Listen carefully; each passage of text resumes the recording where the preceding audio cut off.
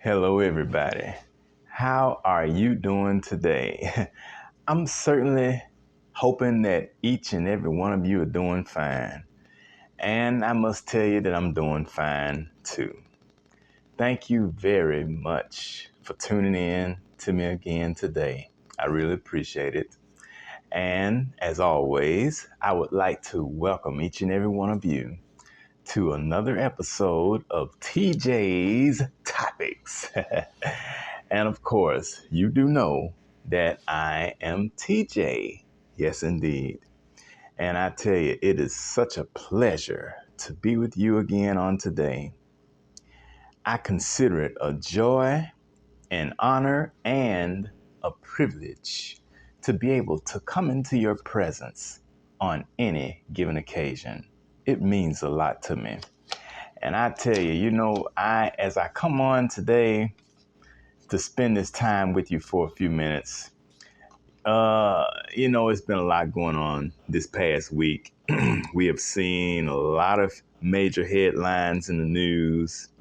And, for those of you who still read newspapers and stuff, you've seen a lot of things in there too, magazines and especially online.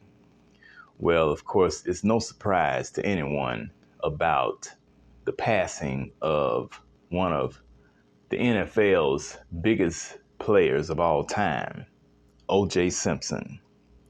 And I tell you, he was a big time running back way back. And after football ended for him, he went on and carved out a tremendous life for himself as an actor and sportscaster and spokesperson for various, TV commercials and stuff.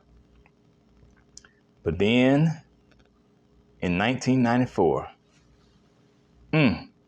all that came crashing down.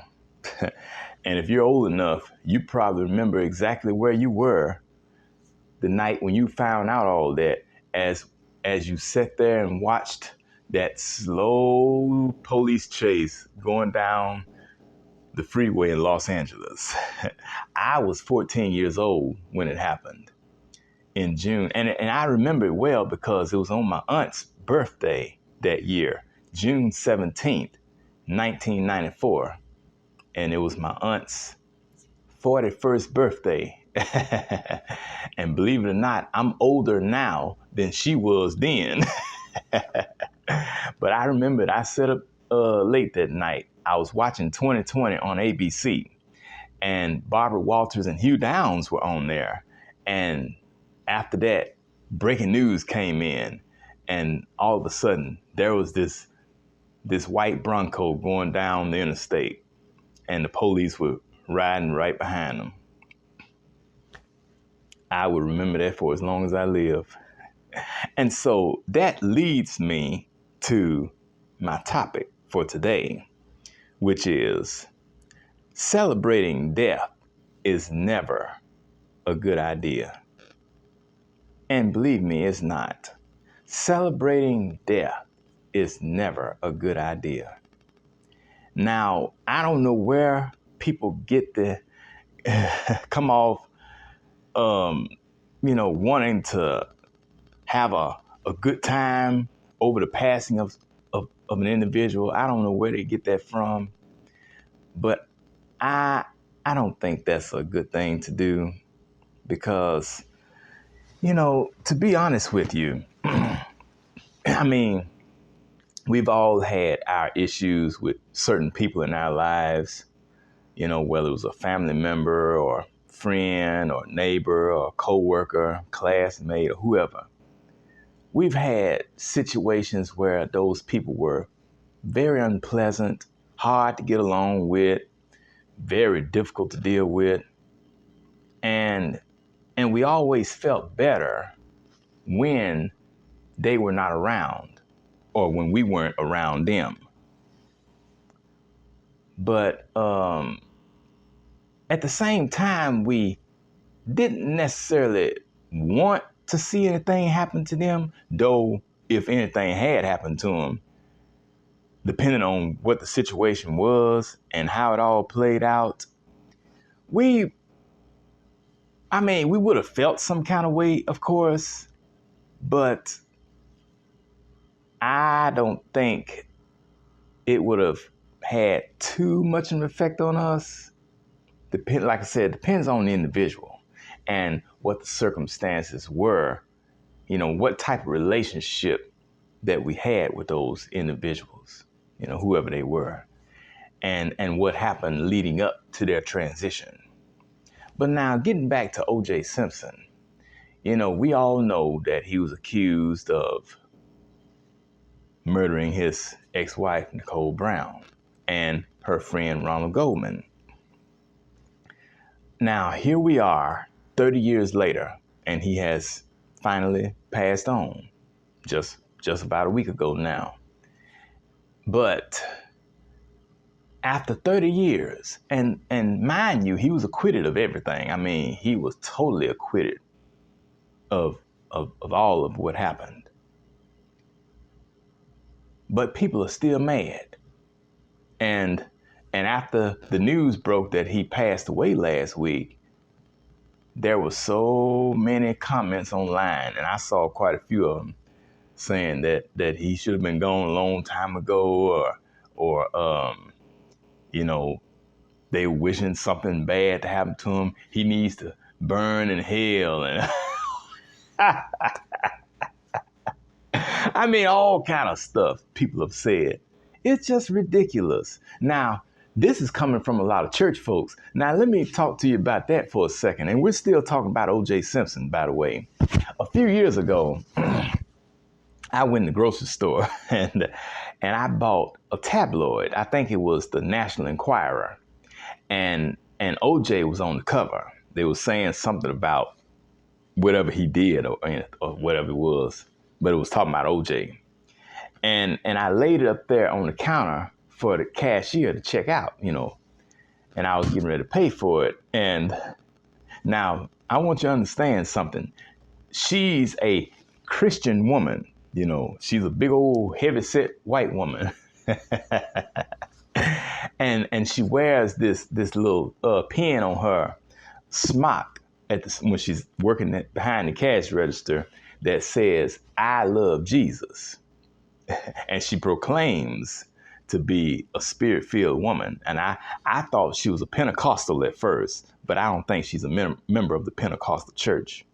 But she says she loves Jesus, and she has that on her pen.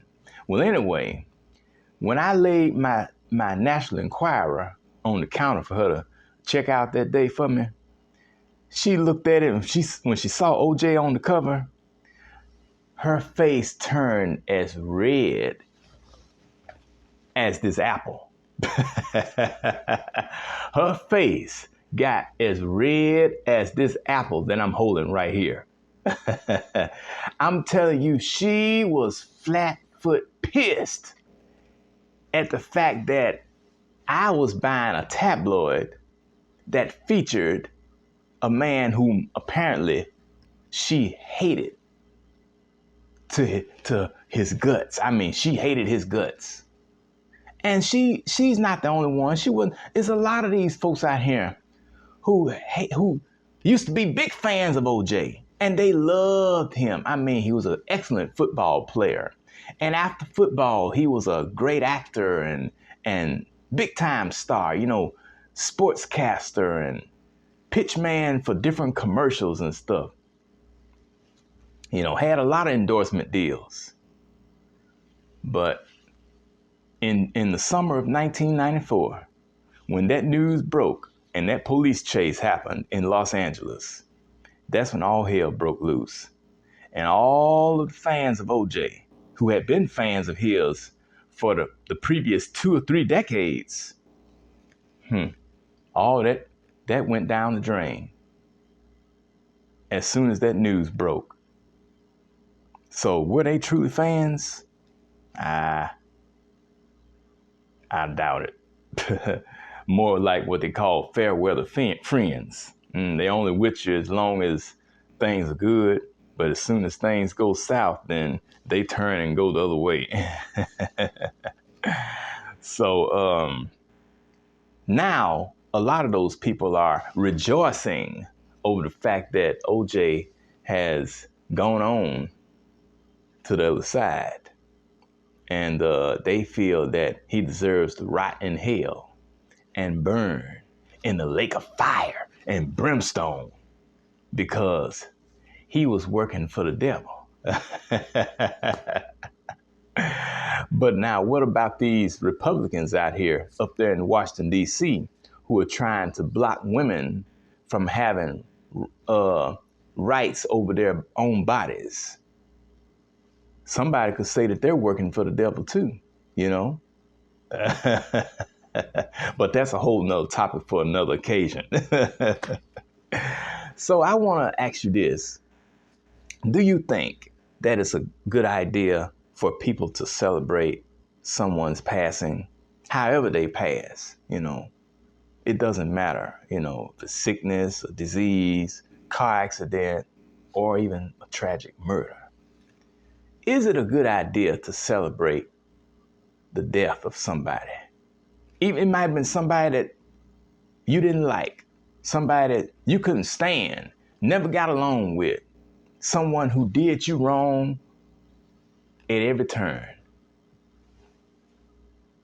But in my opinion, it's not a good idea to celebrate the death of anybody. Because guess what? Just as sure as that person had a date with destiny, you and I also have a date with destiny.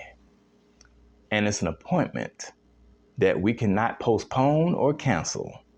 We all got a day when we got to get up out of here. And think about this. What if we lived our lives in such a way where somebody was glad when we left here and they rejoiced and danced on our graves, showed out at our funeral because they were glad to see us go because they considered us hell raisers and considered us a waste of skin. Of course, it wouldn't matter to us because we wouldn't be here to see it or hear it or even feel it. But, there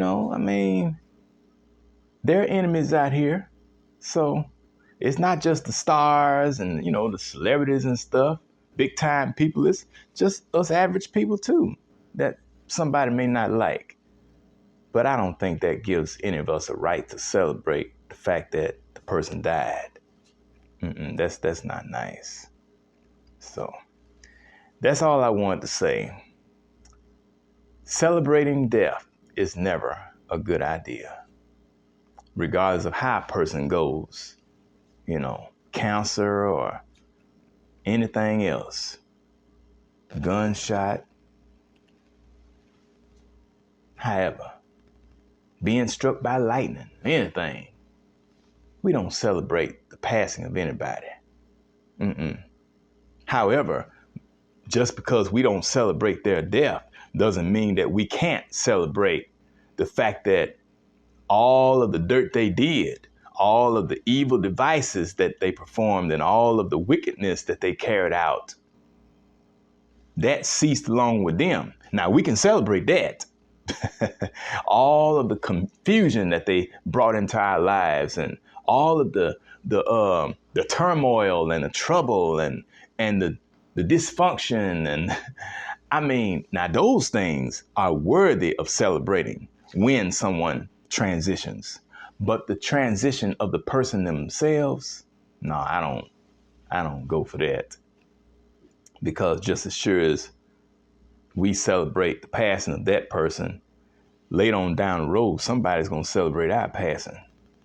And they may be glad to see us go because the first thing their mind is going to focus on is what did we leave behind, in terms of money and cars and houses and clothes, jewelry, furniture and stuff. Because, people really don't care that much about you anyway. All they care about is your stuff. And they're waiting on you to go so they can get their hands on your stuff. And check this out before I go. There are men out here who sometimes wait for another man to die or they may play a part in that man's death so that they can get their hands on his woman. Or women may be eyeballing another woman's man and they may figure out how they can get that man. And they'll do so by any means necessary. I know it's sad to say, but it is the truth. So tell me what you think, okay? And I look forward to seeing you again very soon. Thank you so much for tuning in to me and for watching this episode of TJ's Topics. Be sure to tune in again next time when I will have another interesting topic of discussion. And I definitely look forward to seeing you again on the next time, okay? So until then, this is Taryn Jerome Harris, reminding you that every round does in fact go higher and higher. I'll talk to you later. Bye-bye.